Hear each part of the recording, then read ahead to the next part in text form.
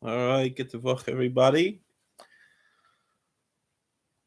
Had a beautiful Shabbos, Baruch Hashem. Weather was very beautiful. Davening, everything. We daven all alone at home, but the Rebbeinu Shalom is with us wherever we are. I just want to share a few minutes, a message with the Olam. COVID Melaveh Malka, Chzetz Yitzban Melaveh Malka. We're sitting, eating Melaveh Malka. And I have to get up early tomorrow, so I'm not going to spend too much time. Just want to speak for a few minutes, give it a little chizik. It's now Chof Gimel Iyar. Chof Gimel Iyar is a very interesting day in history. It's a day of blessing and a day of sorrow. And it's our job to try to find the balance between the two and to increase the simcha and the joy in this day. The blessings of the day go back to the earliest times in our history. We know there were two times when Moshe Rabbeinu hit a rock and water came out. The second time he was punished for it because God asked him to speak to the rock. Instead he hit it, and the water still came. That was after the death of Miriam. But the first time, shortly after they left Egypt, 38 days after they left Egypt, 5 days after the manna started to fall, after the mun started to fall, the people were thirsty and they came to Moshe Rabbeinu asking for water, and so he hit the rock, and so the Baruch Shalom gave us a miracle through Moshe Rabbeinu hitting the stone, and water came. Now that water was later known as the Be'er Miriam, as the well of Miriam. And we know that the water came in the merit of Miriam because after Miriam left this world was when the well stopped, and so that's when Moshe Rabbeinu had to hit the rock again. And it's very auspicious that this should come about on Motzei Shabbos, because the Sfarim Kadoshim tell us. I believe actually the Chavos Yor brings it in Makor Chaim. The other Sfarim bring the Heilige Zayda. The Chavos Yor brings. All the Sfarim Kadoshim bring that on Motzei Shabbos, on Saturday night after the Sabbath, the well of Miriam travels throughout the whole world and sweetens the water of all the world. And so when you drink water from a well on Motzei Shabbos, we're actually drinking from the Be'er Miriam. And so that's particularly auspicious on this day of Chof Gimel Iyar to be drinking this water that comes from this well, and it'll bring healing, which the world desperately needs at this time. And so that's why I want to bring this message to everybody. It was so important. Where I live, the water, it's coming from an underground aquifer, from a well. And so therefore it has this healing power of the Be'er Miriam that comes every Motzei Shabbos. But the truth is, most likely wherever you're getting water from, if you have this faith and this energy will come through it, that the energy of the Be'er Miriam will be invested into the water that you drink tonight from your tap. This is so every Motzei Shabbos, but all the more so I would say in this Motzei Shabbos, it's the anniversary of the opening of the Be'er Miriam. Actually, many of the tzaddikim have the minig to actually draw water from an actual well. I think in New Square they have a well, like an old-fashioned well that you put down the bucket. And as someone told me that the Square Ebbishli to New Square, he sheps water every Motzei Shabbos from this well to bring blessing and healing. And it's an old thing. It's an old idea that on Motzei Shabbos, but like I said, it's all the more so on this Motzei Shabbos, which is the anniversary of this day. That's in our early history. That's the blessing of this day. We shall be blessed with the blessings of this day.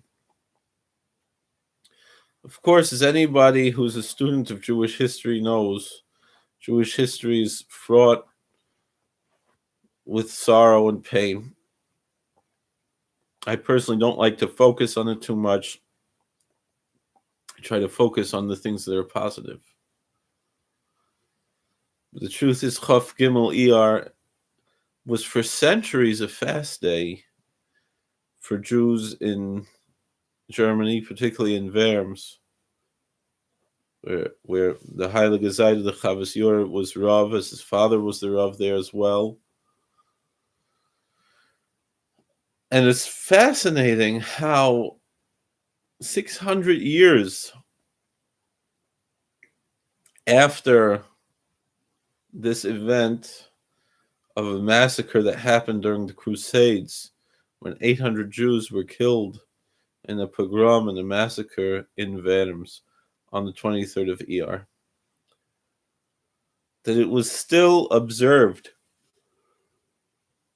It was still part of the collective consciousness of the community to never forget the suffering and the sorrows that were experienced, to the point where the community fasted every year on the 23rd of Iyar. Not like we might do a half day. This is not, they fasted the whole day. But not only that, there were also horrible events that happened in Rosh Chodesh Sivan. And so really, essentially, the whole week was almost from Chaf Gimel Iyar, 23rd of Iyar, until Rosh Chodesh Sivan, was almost like the 9 days, like Tisha B'Av. Already it's Sfira Teg. It would seem that a lot of the historical reasons why we mourn during Sfira, even though we say that it has to do with Rabbi Akiva and his Talmidim, it's not so clear historically about that, but this we know. It seems that more likely that the story of Rabbi Akiva was transposed upon the days of Sfira in a certain sense, historically speaking. Mythologically speaking, it's still a truth, even if it's not historically. And it was in reaction to the horrors that many Jews experienced during these times, during the Crusades and other times. The Tefillah of Avarachamim that we say every Shabbos, unless it's a special happy Shabbos, was composed for this time of year, for the Yimei Sfira. That's why Shabbos Mevarchin, we still say the Avarachamim, even though we usually don't. But Shabbos Mevarchin Iyar and Sivan, we do, because this is the time when this prayer was established, to mourn for the martyrs and to pray for vengeance upon their deaths.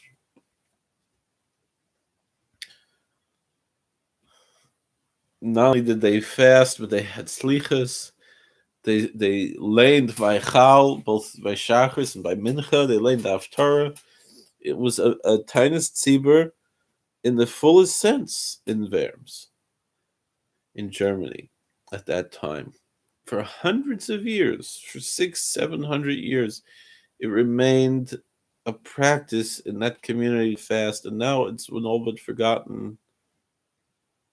And very few people, if any, are really fasting on this day. And I'm not saying that you have to.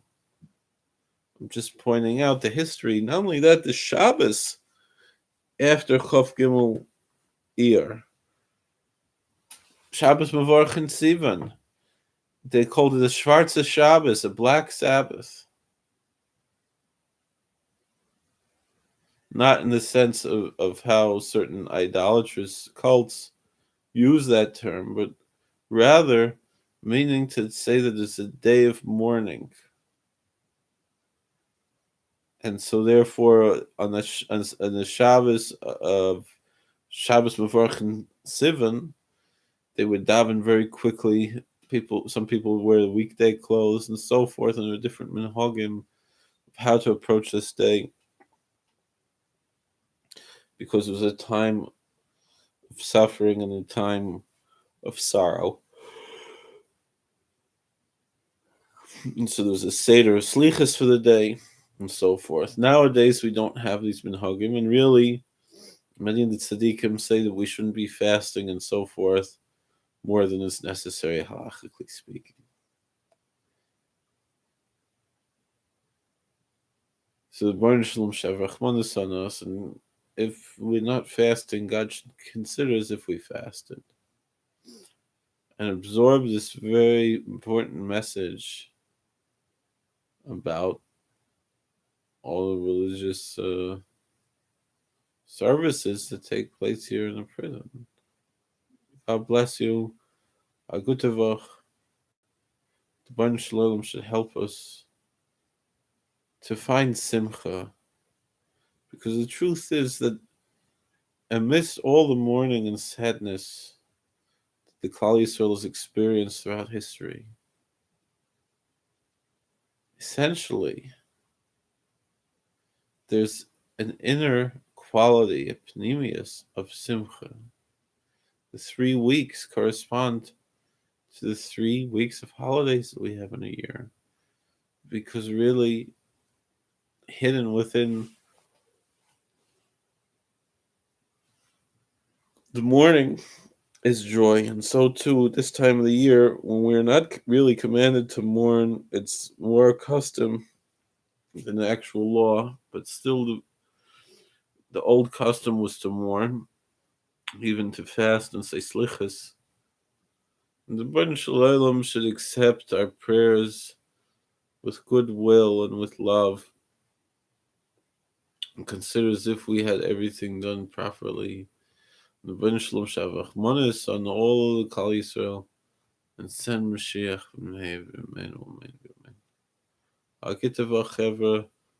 Let's try to drink from the Bear Miriam. Let's try to be positive. Let's try to be happy. Forget about what some of the other institutions are doing. We know we're doing what's closer to the right.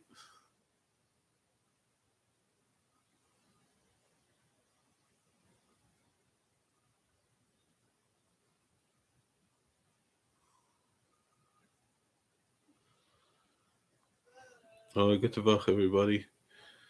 Eliyahu Hanavi, Eliyahu Hanavi, Eliyahu Hanavi. Eliyahu Hatishbi, Eliyahu Hatishbi, Eliyahu Hanavi. Eliyahu Hanavi, Eliyahu Hanavi, Eliyahu Hagiladi. Bimera Yavayleinu, Mashiach ben David. Eliyahu Navi Eliyahu.